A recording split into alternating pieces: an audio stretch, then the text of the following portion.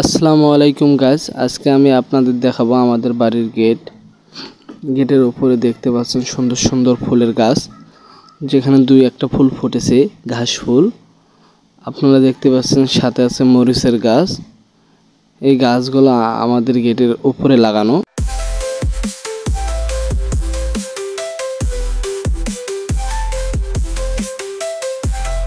আপনারা দেখতে পাচ্ছেন ফুল ফুটলে কত সুন্দর দেখা যায়। এবার আসা যাক আমাদের বাড়ির ভেতরে। এই যে আপনারা দেখতে পাচ্ছেন, এটা আমাদের বাড়ির ভেতরের পরিবেশ।